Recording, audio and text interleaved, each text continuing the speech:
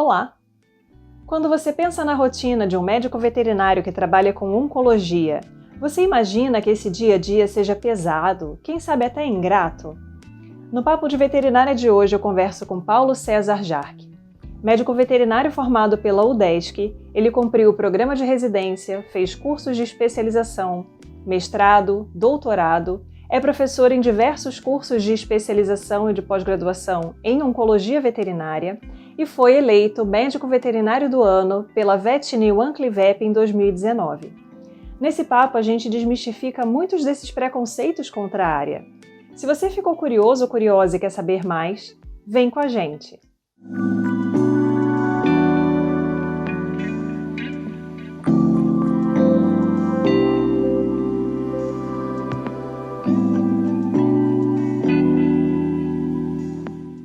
Olá, Paulo, seja muito bem-vindo ao Papo de Veterinária. É um grande prazer ter você aqui com a gente, compartilhando um pouco da sua trajetória como médico veterinário. Paulo César Jarque cumpriu graduação pela Universidade do Estado de Santa Catarina, fez residência em clínica de pequenos animais na Unesp de Botucatu, especialização em oncologia veterinária pelo Instituto Bioéticos, mestrado em clínica com enfoque em oncologia na Unesp de Jaboticabal e doutorado também, né? E também fez programa de doutorado no exterior, na Universidade de Wisconsin, Madison. É professor de oncologia, né, em cursos de pós-graduação no Instituto Bioéticos em Botucatu, Anclivep, Unesp de Jaboticabal, professor colaborador, enfim, um currículo bem extenso, né, focado na área de oncologia com pequenos animais. E atualmente ele é coordenador da OnConnection Vet e OnCare Vet. Isso? E vice-presidente da Sociedade Latino-Americana de Oncologia Veterinária. Então, Paula, muito obrigada por participar, por compartilhar um pouco da sua atuação, da sua vida com a gente. Eu que agradeço, Thaís, o convite. É um prazer, né, estar aqui conversando um pouco sobre a nossa profissão. Normalmente a gente vai muito para tema específico em palestra, então para mim também é uma novidade esse modelo aqui, falando um pouquinho da profissão, mas acho bem bacana e agradeço aí imensamente o convite. Obrigada, Paulo. E eu gostaria de começar pedindo para você definir, em poucas palavras, qual o significado do momento em que você se encontra profissionalmente, né, na sua vida, assim, o significado da profissão para você. Bom, é difícil talvez definir em poucas palavras, né? E também sem dar uma resposta um pouco clichê, mas eu quero ser veterinária, né? Meu sonho de veterinária começou lá atrás, na infância, né? Desde os 6 anos, mais ou menos, assim. Eu lembro que eu falava que eu queria ser veterinário. E aí hoje olhar para trás, assim, e hoje eu vivo da veterinária, hoje é a realização de um sonho. Eu me considero aí uma pessoa realizado profissionalmente, eu devo tudo à veterinária, né? Tudo que eu conquistei, de certa forma, tanto materialmente, mas também pessoalmente, né? Vários amigos que a profissão me deu. Então, assim, é uma trajetória longa, mas é extremamente recompensador, né? Então, eu olho para trás e eu tenho um carinho muito grande pela nossa profissão, pela área que eu escolhi, é uma área desafiadora, né? Oncologia. Muitas pessoas me perguntam assim, nossa, mas por que fazer oncologia? Oncologia é triste, né? Mas a gente sabe que não é assim, né? No dia a dia, assim como qualquer área, a gente tem vitórias e derrotas. Então, resumindo aí, eu poderia dizer que eu estou extremamente satisfeito com o que eu escolhi e grato, né, por ter encarado esse desafio de seguir na área de oncologia. E aí, Paulo, você falou, né, que desde criança você sonhava em ser médico veterinário. Isso é bem interessante porque é um histórico comum, né, dentro da nossa profissão. E você, durante a sua formação profissional, pensava em atuar em qual área inicialmente? Né, assim, quero ser médico veterinário, para trabalhar com o quê? É bem engraçado, assim, porque eu sempre fui louco por bicho. Então, eu tinha um verdadeiro zoológico. Eu nasci numa cidade pequena, de 12 mil habitantes. Minha casa tinha um pátio gigante. Então, assim, tudo que você imaginar eu tive. Então, eu tive cachorro, gato, papagaio, tartaruga, cavalo. Eu tive casal de ganso, de fazão. Então, eu sempre fiquei no meio ali com muito bicho, né? Então, eu queria cuidar de bicho. E aí eu entrei na faculdade, então eu assistia muito programa relacionado à medicina veterinária, e quando eu entrei no primeiro ano, né, que todo mundo pergunta, que área que você quer seguir, é bem curioso. Hoje eu olho para trás e até dou risada, porque eu entrei querendo trabalhar com reprodução de grandes. E aí eu cheguei na faculdade, por mais que eu era de cidade pequena, eu não tinha essa lida de fazenda. E aí eu cheguei, meus colegas, muitos tinham, né, já assim uma vivência de sítio, laçava. Eu formei na UDESC em Santa Catarina, então lá em Lages, então tinha muitos colegas da minha sala que vieram do campo, que eram de área rural. E aí eu cheguei lá e eu não sabia assim lidar, né, com vaca, com cavalo, e eu comecei a me sentir um peixe fora da água. Eu falei, acho que para essa área aí não é muito minha praia. Aí logo no primeiro ano eu fui fazer um estágio em reprodução, e que era a área teoricamente que eu entrei, né? E aí eu falei, opa, eu acho que isso aqui não tem muito a ver comigo não, né? E aí eu fui mudando. E eu sempre gostei muito de cão e gato. E aí logo em seguida que eu caí, né, no hospital, eu falei, nossa, é isso que eu quero. E Lages tem muita prática. A universidade lá de Lages é muito bacana, porque ela tem uma formação prática muito forte. Aí no quarto ano eu prestei o internato, e aí lá em Lages tem um programa de internato que são selecionados 8 alunos para morar dentro do hospital. Não sei se hoje em dia Nossa. ainda tem, mas na minha época a gente morava dentro do hospital. Eram 4 homens e 4 mulheres, a gente tinha um alojamento e não tinha residência lá na época. Então a gente acordava mais cedo, medicava os animais, sábado, domingo, atendia junto com os professores emergência de madrugada. Então eu vivia aquilo ali que eu digo que talvez foi um dos melhores anos da minha vida, porque eu vivi a medicina veterinária, e aí rotina de hospital, eu falei, não, é cão e gato, é isso que eu quero, e aí foi onde eu estou até hoje, né, trabalhando com cães e gatos. Você acha que, de uma certa maneira, porque é uma questão que eu observo às vezes, assim, entre alunos, né? Essa questão da sua origem, de onde você veio, né? Tem um peso grande para você definir a área que você quer atuar? Porque é muito comum isso, essa sua fala, né? Tinha pessoas que já moravam em fazenda, já tinham essa lida, esse dia a dia, e quando você chega lá, você fala, então, eu não sei laçar, talvez eu não possa trabalhar com grandes, né? Então, é bem curioso isso. Você acha que tem um pouco disso também? Hoje, olhando para trás, eu acho que isso não deve ser um motivo de mudança, né? Porque eu acho que se tu gosta, aprender a laçar, esse tipo de coisa, a lida você pega no dia a dia, né? Então, não acho que deve ser um fator limitante. É porque como eu gostava de várias áreas, né? Eu acho que eu acabei me direcionando para a área que eu me encaixava melhor, né? Eu acho que foi mais essa questão de facilidade que eu tinha, mas eu não acho que você necessariamente você pode nascer numa capital e trabalhar com grandes. Eu tenho vários amigos, colegas que nasceram em apartamento e hoje trabalham com cavalo, então eu não acho que isso tenha que ser um fator limitante. Na época, claro, a gente não tem essa orientação, e Uhum. como eu gostava muito de cão e gato, foi fácil essa troca, né? Eu vejo muito isso, eu percebo muito isso na universidade, né? Às vezes, a gente fica muito agarrado àquela concepção prévia que a gente tem do que é o trabalho do veterinário, e passando por experiências como você passou, fez um estágio, né, no primeiro ano, na área que você queria, e teve a opção, né, de vivenciar aquilo e dizer, não é isso, vamos experimentar uma outra realidade. Isso acaba sendo muito enriquecedor, e muitas vezes na universidade não tem uma orientação muito de cara, né? Quando o aluno entra, ele não tem muita ideia, assim. Então, já chega a comentar, a gente às vezes vê, né, a grade curricular, quais são as disciplinas que a gente tem que fazer, vê uns nomes esquisitos lá no meio, que a gente não sabe muito bem o que significa, para que serve, e continua muito focado no que a gente pensava que queria, né, sem se abrir para outras possibilidades, assim. E assim, Thaís, eu me sinto privilegiado porque a minha primeira iniciação científica foi justamente com percepção dos estudantes de medicina veterinária no início e no final da faculdade. Então a gente entrevistava os alunos antes de eu entrar, né? A professora entrevistou eles no primeiro ano e depois eu entrevistei no último ano. Então eu tinha o primeiro e o quinto ano. Então, as mudanças de percepções dos entrevistados. E eu fiz iniciação científica no meu segundo ano com isso.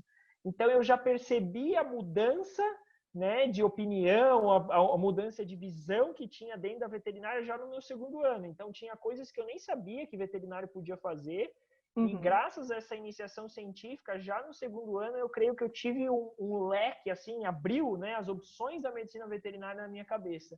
Então, eu até me sinto privilegiado por essa iniciação científica, que foi justamente mais na parte de ensino, a mudança de percepção do primeiro ano para o quinto ano. E a gente vai mudando, até hoje a gente muda de opinião, né? Então, é bacana isso. Eu acho que um conselho que eu dou é não entre engessado, né? Abra portas, faça estágio, porque a concepção inicial ela é muito limitada, é uma visão, a gente não tem uma visão ampla do que tudo que espera, ainda mais falando de medicina veterinária, que é uma profissão que tem aí um campo gigante de atuação, né? Exatamente. E estamos aí no Papo de Veterinária tentando contribuir um pouquinho também, né, para as pessoas verem as outras facetas aí da profissão. Exatamente. E aí, Paulo, você comentou então que você fez essa iniciação científica, achei maravilhoso. Adoro esses temas relacionados a ensino, educação, percepção de estudantes, né? E você chegou a fazer alguma coisa em termos de iniciação científica, monitoria, bolsas, enfim, relacionado à área que você saiu da faculdade atuando? Na verdade, na minha época, né, a gente não tinha muita oncologia, né? Porque as especialidades elas começaram a ser uma tendência um pouco mais para frente.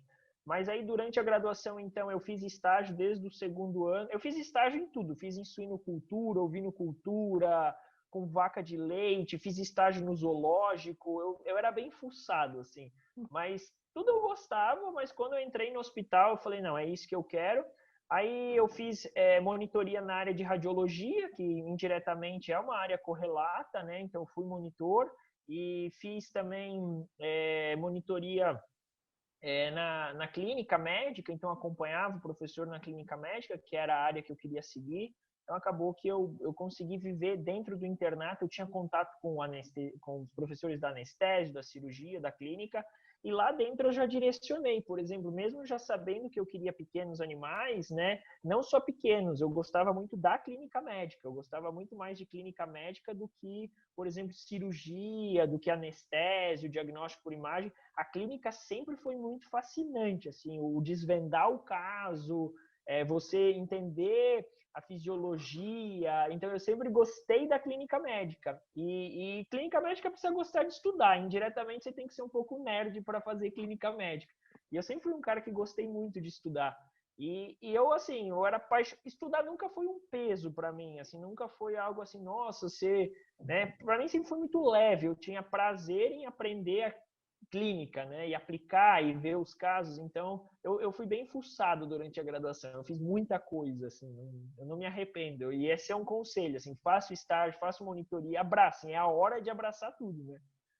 Exatamente, eu acho que essa possibilidade de vivenciar áreas diferentes te dá até uma segurança maior na hora que você fala, não, achei o que eu quero, é essa área aqui que eu vou seguir, né? Porque se você não experimentou, se você não aproveitou as oportunidades que a universidade oferece, você acaba ficando limitado naquela sua concepção muito abstrata do que seria aquele trabalho que você acha que tem a ver com você, Sim. né? E aí fica aquela coisa, e na hora do vamos ver, será que vai ser isso mesmo? Aí, Quando eu terminei a graduação, então eu já tinha feito um ano de internato, então já vivia isso no meu dia a dia, então já tinha bastante também prática assim do dia a dia. E quando eu terminei a graduação, eu já sabia que eu queria prestar residência em clínica. Era essa, não tinha outra opção, né? Eu só não sabia onde que eu ia fazer, mas eu sabia que o que eu queria depois de formado era começar pela residência. e a residência, ela está se tornando cada vez mais comum na maioria das instituições, mas durante muito tempo eram poucas instituições que ofereciam os Sim, era programas, né? super concorrido. Eu lembro que eu fiz residência na Unesp de Botucatu, mas eu lembro que eram, por exemplo, 70 vagas, 70 alunos para 4 vagas. Então era super concorrido, né? Então Sim, era uma briga boa ali, né?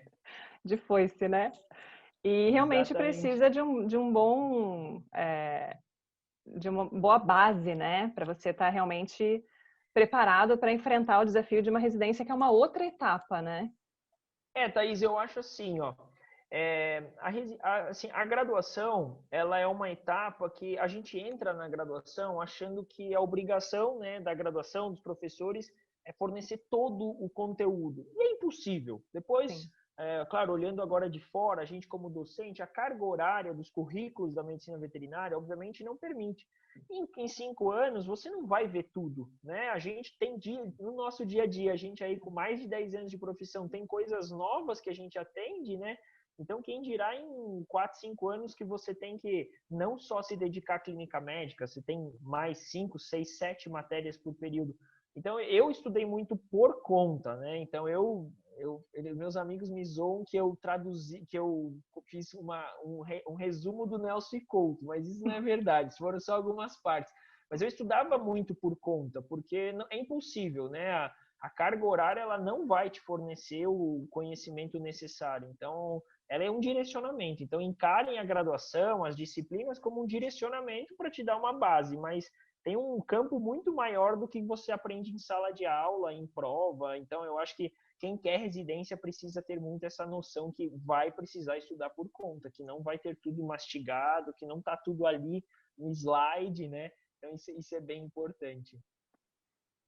Por isso também eu acredito que os programas de residência são muito importantes, né? Dependendo da área que o médico veterinário for atuar, eu acho que seria bom, inclusive, que fosse obrigatório para algumas áreas de atuação, porque essa prática diária, foi o que você falou, a gente não tem tempo de ter isso durante a graduação. E aí a gente não consegue juntar todos os pontos, né? Entender, né, dentro daquele contexto de, né, eu estava numa teoria que falava especificamente dos achados do hemograma de uma determinada doença, para ver um paciente que tem um monte de coisa acontecendo ao mesmo tempo, né? Eu te digo, Thaís, assim, né, que seria talvez obrigatório é uma palavra muito forte, mas primordial que quem for seguir na área, né, médica de forma geral, independente se é grandes, pequenos, enfim, eu acho que a residência é uma etapa fundamental, porque é ali, assim, é o grande boom que você dá de conhecimento durante a residência. Eu Sim. sempre falava para os meus residentes, aproveitem esses 2 anos, né? Assim, eu sei que vocês vão chegar em casa cansados, eu sei que a rotina é maçante, que residente não tem hora para comer, que não tem hora para ir embora, que só tem hora para chegar, né? Às vezes faz plantão. Eu sei que vocês fisicamente estão muito cansados e muitas vezes até mentalmente, porque você tem a parte pessoal, né? Você não é só o seu profissional, mas assim, deem esse gás, sabe? Encarem esses 2 anos com desafio, encarem que assim, agora é a hora, é um tudo ou nada, eu preciso disso aqui, eu vou aguentar esses 2 anos porque eles vão fazer a diferença lá na frente. Sim. É o momento, né? Aproveitar essa energia, né, do recém-formado, independente da idade, né? Porque às vezes a gente tem alunos que são mais velhos, que passaram por outros Sim. cursos e optaram por fazer medicina veterinária, mas eu acho que esse gás do recém-formado é uma coisa que não tem igual, né? Com o Sim. tempo a gente vai focando em outras coisas, vai, né? Às vezes perdendo um pouco desse ânimo aí, dessa energia.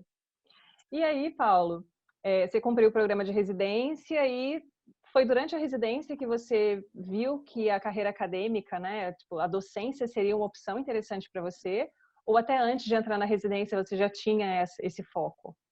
Eu já tinha na graduação, eu já pensava em ser professor, então eu já triei, né, já comecei a escrever artigo na graduação, depois na residência eu gostava muito de escrever, então eu publiquei bastante na minha residência, já pensando no futuro em seguir carreira acadêmica.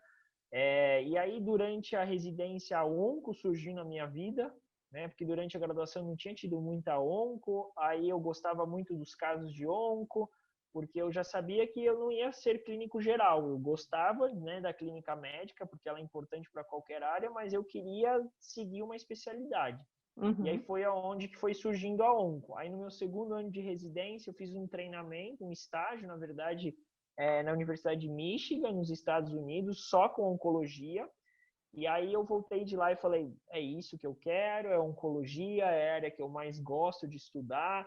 Todos os casos eu achava interessante, mas quando vinha um caso de onco, assim, meu olho brilhava mais. E aí, depois que eu terminei a residência, eu já estava bem focado, já sabia que eu queria a onco, tanto é que já na metade do meu primeiro ano de residência, eu já comecei, paralelamente à residência, a fazer a especialização lá no Bioéticos, né, em Botucatu, na área de oncologia. Então, eu terminei mais ou menos a residência com a especialização em onco. Então, as duas coisas caminharam juntas. Mas, de uma certa maneira, a gente tem muito essa comparação da medicina humana com a medicina veterinária, né? E, às vezes, oncologia é um nome que aterroriza um pouco, né? Quase como se fosse uma sentença, né? O paciente oncológico é aquela situação preocupante né, e que talvez não tenha um bom desfecho. Como você enxerga, né, já que você atua plenamente nessa área, super bem sucedido, como você enxerga essa visão e esse, como eu diria assim, esse preconceito, né, com relação à oncologia? Na verdade, assim, o que me chamou a atenção inicialmente da onco foi porque, como eu gostava de clínica médica, eu não queria uma área que eu trabalhasse com um sistema exclusivo, né? Então, assim, o legal da onco é porque eu posso ter câncer em qualquer lugar, então eu posso trabalhar o paciente como um todo, eu estou trabalhando normalmente com pacientes geriatras que têm comorbidades, que são comorbidades que a clínica médica estuda. Então, sempre o que me chamou a atenção na onco era a complexidade, era que eu não estudava um sistema, eu estudava o paciente como um todo. E para quem gosta de clínica médica, para quem gosta de fisiologia, isso me chamava muita atenção, porque você tem a doença, você tem a comorbidade, você tem vários sistemas, você tem efeito, às vezes, do tratamento. Então, essa complexidade sempre me atraiu na onco. E aí, claro, no início era um questionamento que eu fazia, né? Nossa, mas por mais que seja interessante do ponto de vista médico, também é uma área que requer, assim, é um pouco pesada, né? Mas quando você começa a atender onco, eu sempre falo que você não escolhe a área vai te escolher. Então, tipo, eu não Uhum. escolhi a oncologia me escolheu, né? Então, sempre foi a área que eu tinha, assim, aquela atenção maior. Então, não foi uma escolha, na verdade, foi a área que sempre me despertou mais interesse. Então, eu fui escolhido pela onco e não o contrário. Mas, por outro lado, quando você começa a atender onco, você entende que também não é assim, né? Não é só desfecho triste. A gente tem muitas vitórias. E talvez o erro, né? O câncer, ele carrega esse estigma, né? De sentença, de coisa... E, na verdade, não é assim, porque as pessoas têm muito hábito, algo que eu sempre falo para os meus alunos, né? Muitas vezes as pessoas chegam assim, mas vai curar? Né? E aí quando você fala assim, não vai curar. Aí você fala, então não é legal. Mas a gente, na verdade, se a gente pensar de forma um pouco mais ampla, você não cura o diabético, você não cura o doente renal crônico, você não cura a endocardiose de mitral, mas todo mundo acha super normal tratar. Então, por que no câncer eu vou pensar diferente? O fato de eu não curar não quer dizer que é uma sentença. O fato de eu não poder, assim, dizer, não, ele está de alta, eu tenho pacientes que 4, 5, 6 anos de sobrevida que vão depois morrer de outra coisa. Então, eu gostaria, assim, né, de passar a mensagem que a oncologia não é isso. A oncologia não é esse fim de linha que as pessoas... Claro que a gente atende pacientes em estágios avançados, que a gente fica de mãos atadas, mas até aí, o nefro, ele vai atender o doente renal crônico em estágio avançado. O endócrino, ele vai atender a cetoacidose diabética, né? Um animal totalmente descompensado, ele vai perder o paciente também. Então, é que o câncer, ele carrega esse estigma. Mas quando você atende no dia a dia, você vê que no dia de atendimento você tem vitórias e tristezas, como qualquer área.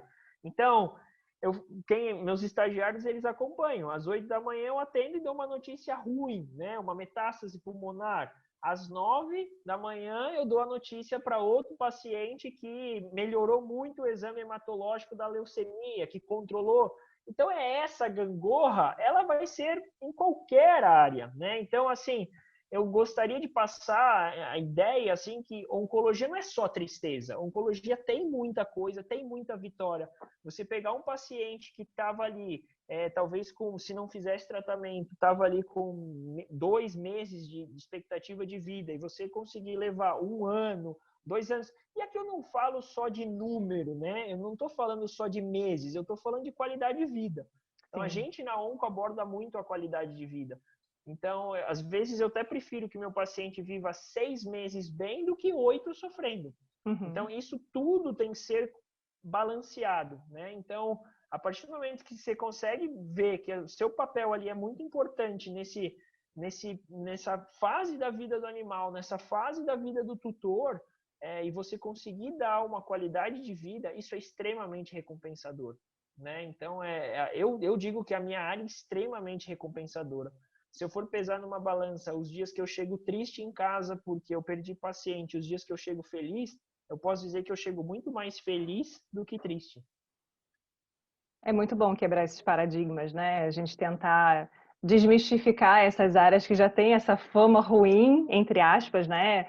Não relacionado à atuação em si, mas à tristeza, uma coisa pesada, vai ser difícil, né? Tipo, morrer, todo mundo vai, né? E Exatamente. eu acho que é muito importante isso que você falou, né? Realmente as pessoas não têm essa visão de condenação diária quando pensa num cardiopata, num nefropata, em várias outras Exato. especialidades, né? Que para onco já fica aquela coisa, aquele pesar, né? É. Ai, poxa vida.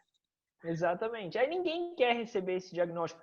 E aí o oncologista, né, assim, ele é muito mais do que o médico do animal, né? A gente tem toda a questão familiar por trás, o cuidado paliativo, o processo, muitas vezes até durante o processo do luto, que a gente vai perder, né? Também não estou criando uma ideia que não, que é mil maravilhas, não, a gente tem muita perda na oncologia, assim como é na oncologia humana.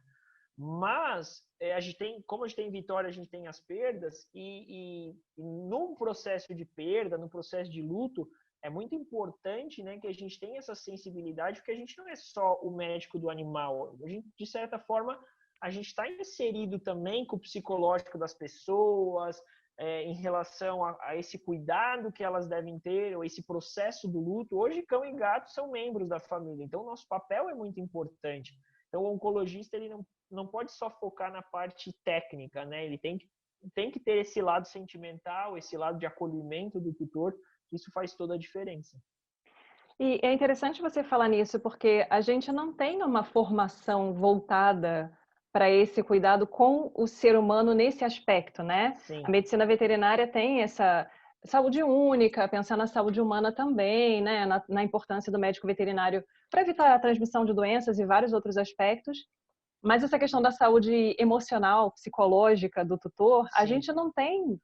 Eu não conheço nenhum curso, posso estar enganada, né? Isso pode acontecer. Mas assim, que tenha uma formação voltada para isso.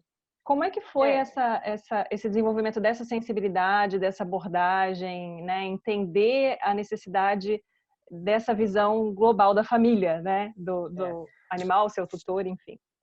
Hoje, Thaís, assim, a onco brasileira, ela cresceu muito, né? Então é uma área, até pelo fato de a gente ter muito investimento de oncologia comparada, né? A medicina humana tem muito interesse nas nossas pesquisas. Então a oncologia foi uma das áreas da veterinária que exponencialmente, assim, nossa, cresceu muito. E hoje a gente já tem, né? Claro, não na graduação, mas para quem faz oncologia, hoje você já tem cursos voltados para essa área, né? Do cuidado com o tutor. Inclusive na Brovet, que é a Associação Brasileira de Oncologia, a gente já tem uma super especialidade que é só psico-oncologia, né? Que vai lidar justamente tanto com o veterinário, porque para a gente também é carregado lidar com isso, e também como lidar com o tutor. Então, esse cuidado já é uma coisa rotineira na vida do oncologista, a parte da psico-oncologia, de lidar com o luto, lidar com com a perda, e hoje a gente já tem muitos cursos só voltados para cuidados paliativos. E aí no cuidado paliativo tu vai abordar tanto a parte do paciente nesse processo final, quanto a parte do tutor e a sua saúde mental também, né? Porque você é a linha de frente, né? Você Sim. também, a gente é humano, então a gente se envolve. Por mais que você tente, né? Você é o elo forte da cadeia. Então você tem você, o paciente e o tutor. Teoricamente você é o elo forte, mas a gente é humano, né? Então, assim, eu já passei por situações que eu fui dar a notícia, né, de óbito, e eu chorei mais do que o tutor, né? Eu tava, tipo, eu me apeguei no animal e não parava, e assim, depois você fala, meu, não posso, eu sou o elo forte, mas a gente é humano, então Sim. eu tenho uma cena na minha cabeça de uns 3 anos atrás, que a gente perdeu uma gatinha, e eu fui dar notícia para a tutora, e não sei o que aconteceu, na hora que eu dei a notícia eu não parava de chorar. E no final ela tava me consolando. Não, você fez tudo o que podia, fica calmo. E eu falei, não, os papéis estão trocados aqui. E aí ali eu vi como a gente não controla 100% as coisas, né? Mas na maioria das vezes a gente acaba sendo elo forte, a gente tem que ter essa base forte, palavras de conforto, enfim. Mas a gente acaba lidando muito com o lado emocional. Essa questão da saúde mental, né, e desse suporte psicológico, né, em várias situações diferentes é muito importante, não só para a oncologia, né, porque foi o que você comentou, em qualquer área a gente vai lidar com perdas, a gente trabalha com vida, não tem como Exatamente. não ter a morte ali figurando no na nossa rotina, né, e é importante também que os estudantes comecem a ter uma visão direcionada para esse tipo de situação, de abordagem, até porque muitas vezes exige um certo treino você conseguir dissociar um pouco, né, a emoção e pode acontecer o que aconteceu com você, acontece né, em Sim, várias situações, com certeza. forte. E também conseguir separar isso do teu lado pessoal, né? Sim. Então, assim, não dá para eu chegar em casa carregando todo esse peso de um dia. Como eu falei, tem dias que eu atendo 14 pacientes num dia. Com certeza, atendendo 14 pacientes num dia, vai ter um ou outro que a notícia não é legal, que, enfim. Então, assim, eu, graças a Deus, hoje, na maioria das vezes, eu consigo separar bem o meu pessoal do meu profissional. Isso é extremamente Porque importante senão, também. senão você daqui a pouco está esgotado e aí a profissão não é mais algo prazeroso. Isso é um perigo, né? Sim. E aí, Paulo, conta um pouquinho pra gente como é que foi essa sua, entre aspas, né, quase uma transição de carreira, assim, de professor universitário, né, para focar mais em ministrar cursos de pós-graduação e reorganizar o seu tempo. Como é que está a sua rotina hoje em dia? Tá, então assim, só para todo mundo entender, eu sempre foquei muito, meu sonho era ser professor universitário, então eu fiz a residência, fiz o mestrado, fiz o doutorado. Foram etapas extremamente importantes, sempre, né, gostei muito da parte de publicação, escrever capítulo de livro, toda essa parte acadêmica eu sempre gostei muito. E tinha esse sonho. Aí, logo durante o doutorado ainda, eu comecei a dar aula numa universidade privada e gostava muito da parte, né, de atendimento, gostava, mas ao mesmo tempo eu comecei assim já não ter mais o mesmo gosto por sala de aula para graduação, pelo fato de eu gostar muito de onco e às vezes eu já estava muito direcionado para onco e aí eu tinha que dar aula de tudo, eu tinha que dar aula de gastro, eu tinha que dar aula, enfim, de N coisas. E aquilo ali começou a me incomodar. E a carreira acadêmica da universidade pública, eu sou muito observador, assim, né? E aí eu comecei a perceber que muitas vezes na carreira de docente de universidade pública tinha muita parte burocrática, né? Muita reunião, muito ofício. E aí eu via que muitos professores acabavam se distanciando muito da prática. E eu sempre gostei da linha de frente. Eu gosto do contato com o tutor, eu gosto de avaliar paciente, né? Eu falo assim, tumor de mama, eu já perdi a conta de quantos tumores de mama eu já atendi na vida, mas cada tumor de mama para mim é um desafio. Eu gosto desse desafio.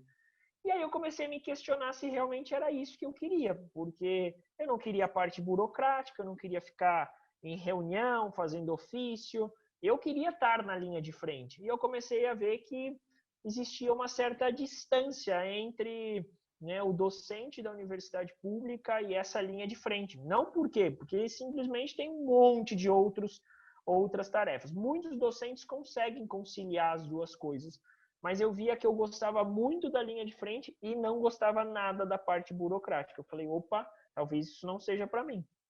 E aí foi aonde eu falei, eu vou tentar o meio privado. E aí eu me encontrei, né? Então eu me encontrei porque no privado eu só atendo, então eu vejo isso dia a dia, a rotina, né? E aí o privado acaba que o poder aquisitivo dos tutores é melhor, então permite que a gente desenvolva um trabalho mais elaborado na parte de diagnóstico, na parte de tratamento. Eu falo que eu me sinto mais oncologista porque eu consigo no privado pedir um exame mais elaborado, é rotina minha hoje, né? Pedir tomografia, ressonância, histopato, imuno, perfil molecular. Hoje a gente na onco está bem avançado e às vezes na universidade eu sentia que eu estava um pouco preso pelo poder aquisitivo dos tutores. E também não só na parte de diagnóstico, como na parte de tratamento, né? Então, hoje, no privado, eu consigo fazer muito mais tratamentos e eu vejo muito mais resultado. E aí eu mudei, né? Mas eu gostava muito de dar aula. Eu sempre gostei de sala de aula. Daí eu montei minha empresa. Então, eu montei minha empresa de desculpa, na área de oncologia. Então, eu montei a OnConnection Vet. Então, eu continuo sendo professor. É uma empresa online de cursos mais avançados na área de oncologia. Então, o oncologista que já tem uma formação, normalmente é o que vai para esses cursos. E aí eu dou aula em cursos de pós-graduação. Né? Então, a pessoa que está em formação para ser né, para ser oncologista. Então, aí eu dou aula hoje em 5 ou 6 cursos de pós-graduação no Brasil e ministro bastante palestra também para a empresa. Então, eu consegui, de certa forma, fazer a prática, que é o que eu faço hoje no privado. Eu consigo fazer a parte de sala de aula, só que agora só na oncologia, que é a área que eu gosto, e para pessoas, né, que querem aquilo ali. E aí eu também gostava de pesquisa. Então, hoje eu estou como colaborador na Unesp, então eu oriento o mestrado na Unesp, então não me distanciei da pesquisa, que era uma área que eu gostava. E aí eu acabei que, de certa forma, eu desmembrei tudo que eu gostava em pontos diferentes. Então, a prática eu faço no privado, a sala de aula para oncologista e a pesquisa como colaborador lá na Unesp. Então, eu consigo fazer tudo da forma que eu quero, da forma que eu acho o jeito mais correto. Então, e isso diversifica bastante meu trabalho. Então, eu acabo não cansando tanto, né? Eu atendo só 3 dias na semana, isso foi uma regra que eu coloquei. Eu acho que a gente tem que valorizar muito o nosso lado pessoal, né? Eu sou uma pessoa que eu acho que, assim, o profissional é super importante na sua vida, mas se você colocar numa balança, nem que seja 51% a 49%, mas tem que ser 51% para o pessoal, né? O pessoal ele nunca pode estar abaixo do profissional. O profissional ele tem que ser o teu meio de realizar as coisas que você gosta, né? O profissional vai te dar o subsídio para você realizar as tuas coisas, teus sonhos pessoais, né? Então, aí hoje, graças a Deus, com essa rotina que eu desmembrei, eu consigo ter uma qualidade de vida, né? Eu tenho dias que eu fico em casa, que eu posso fazer as coisas que eu gosto, que eu posso me dedicar ao estudo, porque também isso às vezes é uma coisa que muitos veterinários reclamam, que não tem tempo para estudar. Então hoje eu posso me dedicar às outras coisas. E aí, assim, não teria encaixe melhor hoje. Hoje eu gosto muito da forma como está a minha vida, assim, as coisas fragmentadas, mas diversificadas. Eu acho que é bem bacana a gente ressaltar isso aí, né? De como, de uma certa maneira, é necessário você percorrer um caminho, você experimentar, né? Estar numa universidade pública e ver como é que é aquela rotina e falar, ó, isso aqui para mim tá ok, aquilo lá talvez não. E você ir experimentando para chegar num certo ponto, porque uma preocupação que eu tenho é que muitas vezes, né, como a gente às vezes conhece pessoa de rede social, por exemplo, e aí você vê apenas uns recortes da vida da pessoa, você fica achando que, nossa, Paulo, certeza, Paulo se graduou, ganhou 15 prêmios e trabalha no trabalho dos sonhos, sem ter que ter passado por coisas que talvez ele disse que não era bem aquilo que ele queria, né? Sem ter que, em alguns momentos da vida, a gente acaba sacrificando um pouco do nosso Sim. pessoal, mas assim, com foco de que eu estou fazendo essa concessão nesse momento, porque daqui a algum tempo eu tenho convicção de que eu vou conseguir, né, recuperar ou, enfim, viver coisas Pessoal, importantes. isso é importante. Nem sempre foi 51 a 49, né? Durante a residência, por exemplo, é 90% profissional, 10% pessoal. Eu estou falando que, assim, o meu intuito era chegar onde eu estou hoje, que eu pudesse me dedicar ao meu profissional, mas que eu tivesse uma qualidade no meu pessoal.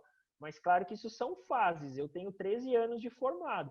Mas, por exemplo, no mestrado, eu trabalhava, eu tipo, fazia mestrado, ganhava uma bolsa que não supria, né, o básico, fazia plantão, às vezes eu entrava no plantão, tipo, sexta-feira, 6 da tarde, saía segunda, 7 da manhã, saía exausto, passava às vezes 48 horas sem dormir.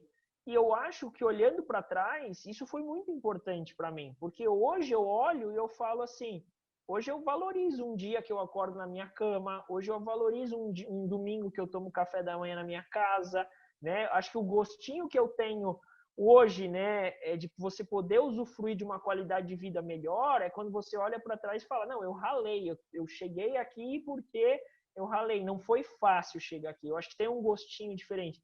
Então, assim, claro, quem está na graduação não é hora de ter 51 a 49, né? Agora ainda não é hora. Mas vocês têm que trabalhar para, no momento, vocês terem essa oportunidade de escolher, né? E, claro, tem gente que talvez se satisfaça trabalhando mais. Isso aí não é uma regra. As pessoas se satisfazem de formas diferentes, né? Eu tenho uma irmã, por exemplo, que é workaholic. Ela ama trabalhar e assim, o que satisfaz ela é isso. E a gente tem que respeitar, né? O que é importante é você não seguir um fluxo. Você não pode seguir o que todo mundo faz. Você tem que se perguntar, o que me satisfaz? E aí você tem que traçar uma meta para como que eu vou chegar a ponto de realizar o que me satisfaz, né? Então, acho que é legal se questionar.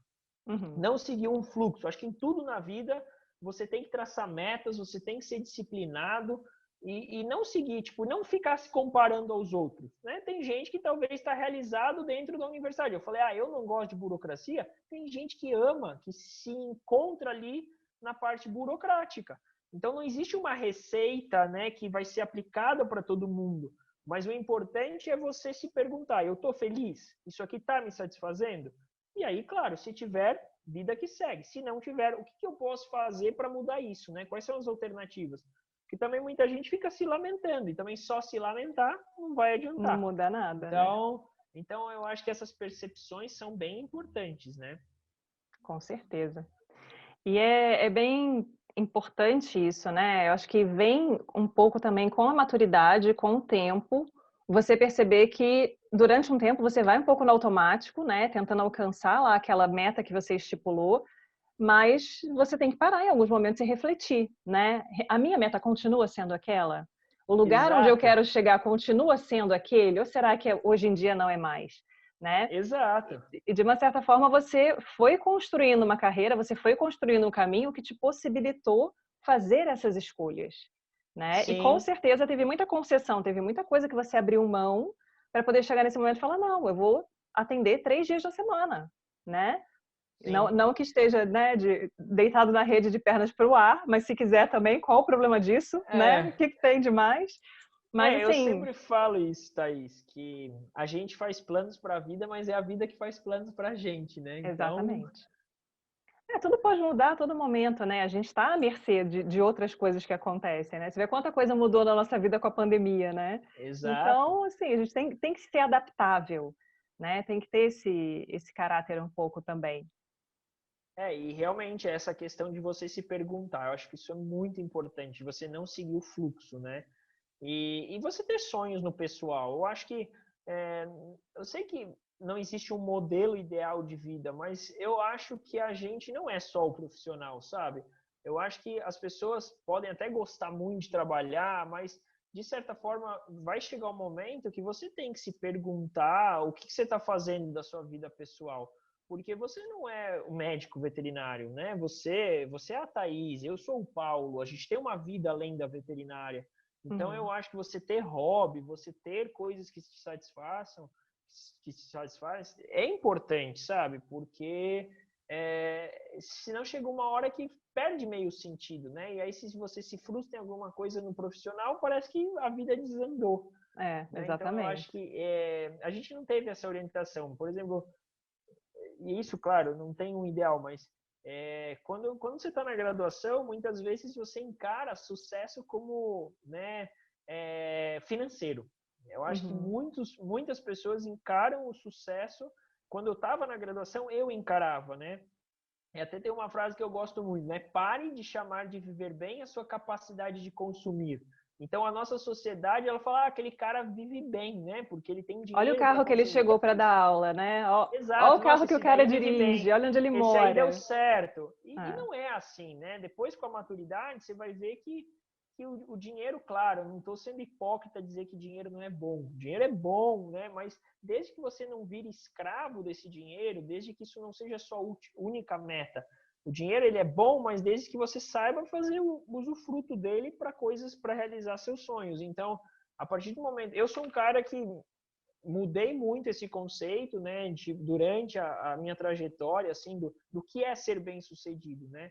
Claro, hoje eu quero ter uma vida confortável, eu quero morar num lugar bom, mas eu não preciso também de uma coisa extraordinária e eu quero ter tempo livre. Hoje, para mim, sucesso é um equilíbrio. Sucesso é eu trabalhar num lugar que eu gosto, eu achar que eu estou sendo bem remunerado por isso, eu viver num lugar legal e eu ter tempo para fazer as coisas que eu gosto. Então, assim, o sucesso ele é relativo de acordo com as fases da nossa vida. Mas na graduação a gente imaginava sucesso simplesmente como financeiro. Uma conta bancária bem recheada, né? É, E a realidade é bem essa, porque na verdade a gente não consegue ter dimensão do quanto de vida a pessoa aplica, né? A pessoa dispõe para ter aquela conta, para ter aquele carro, né? Será sim, que é a realidade que eu queria? Talvez eu quisesse dirigir aquele carro, morar naquela casa, né? Ou fazer aquela viagem, mas eu gostaria de dedicar tanto tempo da minha vida para, né? Ter a vida dessa é, forma, é isso que vai me satisfazer? A gente tem que realmente se perguntar isso aí, né? o Mujica fala muito disso, né? Que as coisas na verdade, não é o valor das coisas, é o tempo que você gastou para conseguir aquilo ali, é o tempo que você gastou ali para chegar naquele valor, né? Então, Sim. é algo que a gente tem que repensar, mas durante a graduação aí, até pela fase da vida que a gente está, isso eu não tinha na graduação. Isso foi uma coisa que a gente vai adquirindo com o tempo, refletindo, vendo o que eu quero para mim, né? Isso, a maturidade é muito legal. Então, talvez é uma fase que muitos, eu espero que consigam ter essa transformação, essa visão, porque isso faz uma diferença na nossa vida. Com certeza. A forma que a gente encara as coisas, né, faz muita diferença.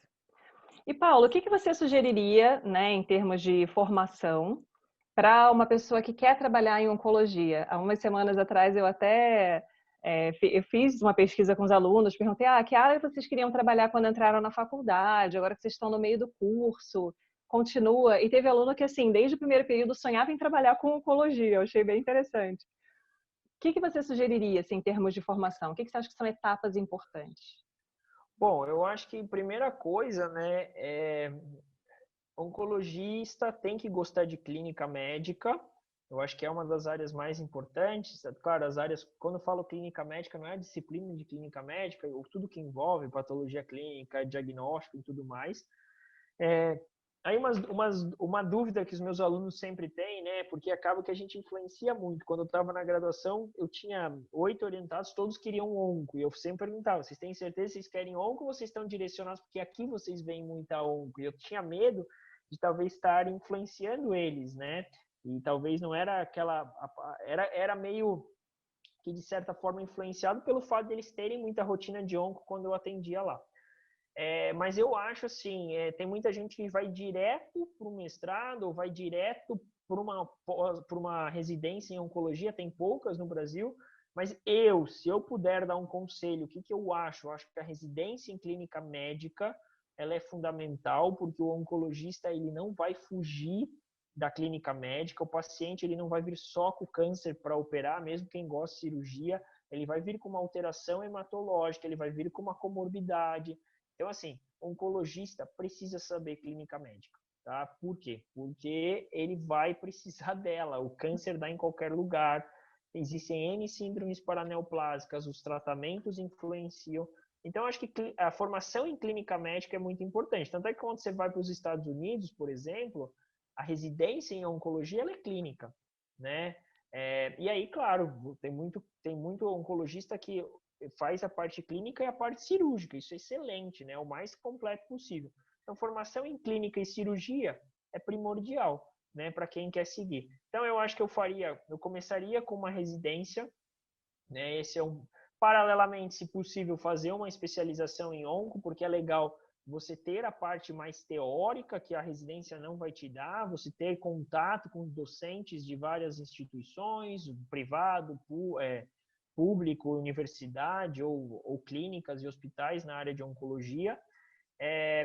Se tiver oportunidade, eu acho que a vivência lá fora, ela dá uma bagagem bem legal, né? Eu tive 2 oportunidades em Michigan em 2010, depois eu fiquei 1 ano em Madison, né, em Wisconsin, fazendo uma parte do meu doutorado, mas eu fiquei na rotina, então essa era uma exigência, na verdade, quando eu fui fazer uma parte do meu doutorado lá fora, que eu não queria ficar só em laboratório, eu queria viver a vivência da clínica ali. Então, normalmente de manhã eu ficava no laboratório, à tarde eu ficava no hospital, e aí eu terminei meus experimentos, escrevi o artigo em 9 meses, e aí os últimos 3 meses eu fiquei só na rotina, que era o que eu gostava mesmo.